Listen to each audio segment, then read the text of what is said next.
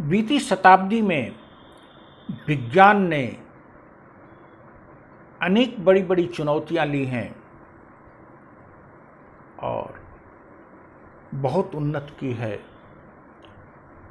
और मानव को संसाधनों से युक्त बनाया है, सुविधाओं से युक्त बनाया है तथा मानव कल्याण की दिशा में महत्वपूर्ण योगदान दिया है।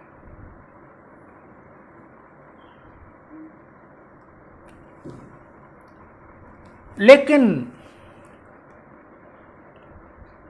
विज्ञान की प्राथमिकता में थोड़े और चिंतन की आवश्यकता है। विज्ञान ही क्या कहें, राज्य मर्मज्ञों के चिंतन में, राजनेताओं के चिंतन में कुछ सुधार की आवश्यकता है। शस्त्रों के संबंध में, अंतरिक्ष के क्षेत्र में विज्ञान नित्य नई चुनौतियां ले रहा है और ब्रह्मांड में नई नई खोजें करके नए नए कीर्तिमान स्थापित कर रहा है।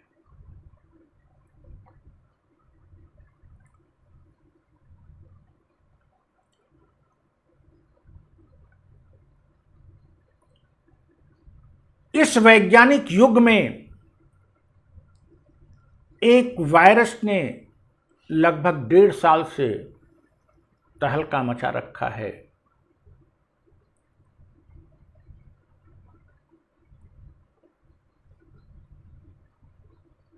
आखिर हमारे इतने शीर्षस्थ वैज्ञानिक एक छोटे से पार्टिकल वायरस पर अपने अनुसंधान को क्यों नहीं आगे बढ़ाए और यह कि क्यों नहीं बढ़ा रहे। कहा जाता है कि वायरस तो एक निर्जीव और जीव के बीच की कड़ी है, एक पार्टिकल है। संभवतः जैविक गुण आरएनए का उसमें होता है। ये कैसे म्यूटेशन करके इतना भयावह हो जाता है, कैसे यह हमारे शरीर को संक्रमित कर लेता है। इस दिशा में प्रगति हमारी पहली आवश्यकता होनी चाहिए। मानव स्वास्थ्य के संबंध में, मानव पोषण के संबंध में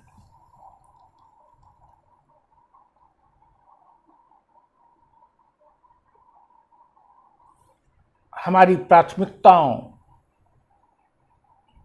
की उपेक्षा नहीं की जानी चाहिए।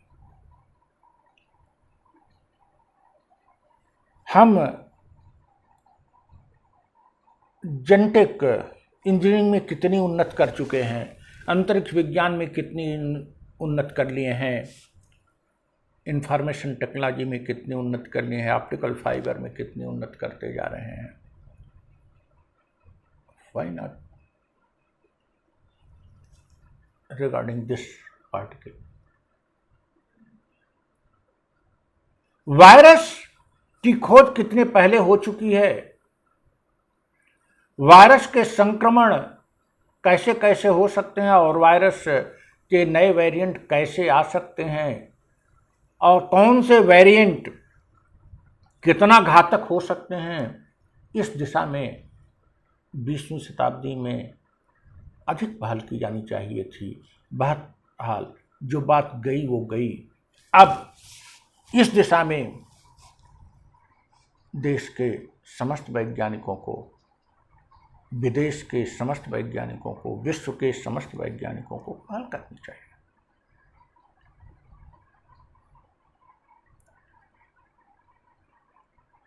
हम ब्रह्मांड में चंद्रमा, मंगल, बृहस्पति कहां जा रहे हैं। वहां कोई पार्टिकल हमारा कुछ नहीं बिगाड़ पा रहा है। इसी पृथ्वी पर एक पार्टिकल हमको किम कर्तव्य विमूढ़ बना दिया है।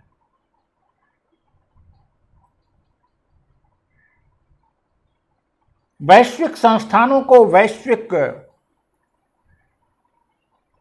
नियंताओं को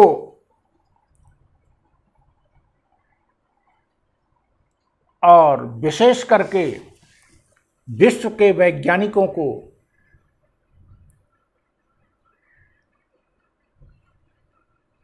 मानव के लिए हानिकारक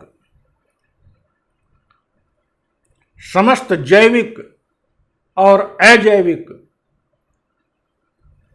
पदार्थों पर विस्तृत अध्ययन, विस्तृत अनुसंधान करने को प्राथमिकता दी जानी चाहिए।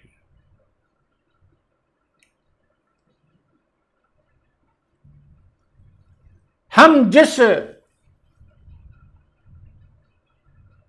विकसित वैज्ञानिक युग में रह रहे हैं, उस युग में जीव वैज्ञानिकों का अभी तक यह न बता पाना कि इसका निदान क्या है और कैसे दिन प्रतिदिन की मौत को रोका जाए, यह आश्चर्यजनक है। अर्थात कहीं न कहीं हमारी रुचि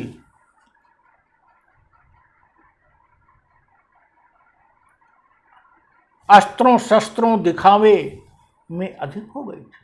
वह भी जरूरी है, ब्रह्मांड की खोज जरूरी है, अच्छे अच्छे अस्त्रों की जरूरत है। टेलीकम्युनिकेशन से बहुत लाभ हुआ है, इसकी भी जरूरत है। टेलीकम्युनिकेशन सेवा है, लेकिन हेल्थ हमारी प्राथमिकता आवश्यकता है, जीवन हमारी प्राथमिकता आवश्यकता है। ठीक है,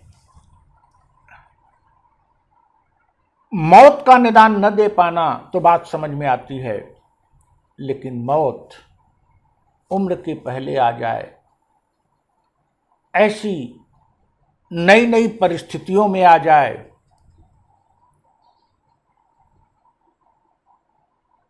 ऐसे नए नए रोग पैदा हो जाए आ जाए, इन चुनौतियों को हमको फेस करना है। सोशल डिस्टेंसिंग कर लीजिए, मास्क लगा लीजिए, यह कब तक चलेगा? वैज्ञानिकों को एक अस्थायी, स्पष्ट, पारदर्शी निदान न केवल कोरोना वायरस से ढूंढना होगा, अपितु भविष्य में संभावित किसी भी ऐसे वायरस की उत्पत्ति न हो, किसी भी ऐसे वायरस का प्रकोप आने वाली पीढ़ियों को और हमारी पीढ़ी को न झेलना पड़े, इस दिशा में अनुसंधान करने की आवश्यकता है। और आई होप कि पूरे विश्व के वैज्ञानिक एकजुट होकर इस प्रयास को आगे बढ़ाएंगे और शीघ्र ही विश्व समुदाय को ऐसे खतरनाक वायरसों या ऐसी खतरनाक स्थितियों से सुरक्षित होने हेतु आश्वस्त करेंगे। सबको प्यार, सबको सम्मान। Thank you.